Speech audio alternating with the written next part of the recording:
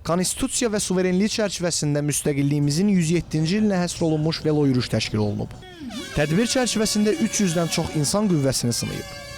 Yürüyüşə Şıxovda yerləşən velopark ərazisindən start verilib.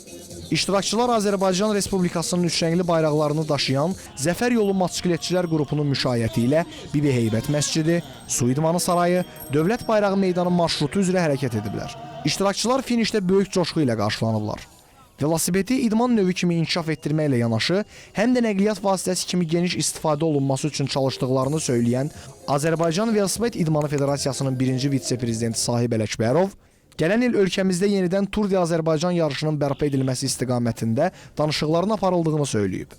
Federasiyanın yeni seçilmiş rəhbərliyi 20 gün bundan qabaq seçilibdir. Biz belə bir qərara gəlmişik ki, həmin yarışı da bərpa eləyək. Gələn il, bəli, gələn il biz vermişik sifarişi. Görək, gələn ildə biz güman edirik ki, bu keçəcək və əvvəlki illərdəkindən daha yaxşı bir yarış olacaq. 20 şəhər və rayon deməli iştirak edir bu marşrutda. Əvvəlcə Bakıdan start götürürük, sonra gəlir Sumqayıt, sonra gedirik İsmayıllı. Növbəti günlərdə də 5 mərhələdən ibarətdir. Sonra Qəbələ, sonra Oğuz Şəki, sonra gedirik Ağdaş, Mingəçevir, Gəncə.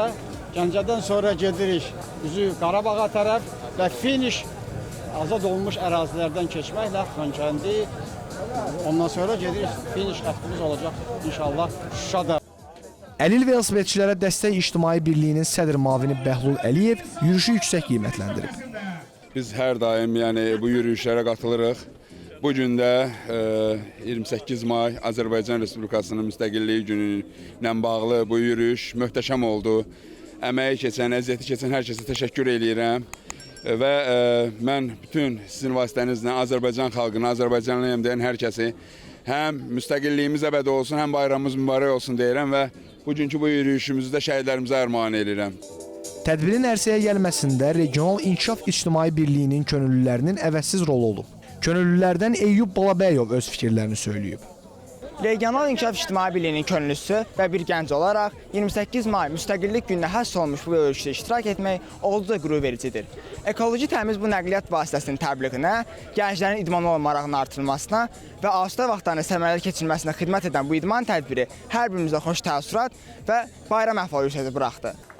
Qeyd edək ki, tədbirin sonunda velo yürüyüşün fəal iştirakçılarına sertifikatlar təqdim edilib.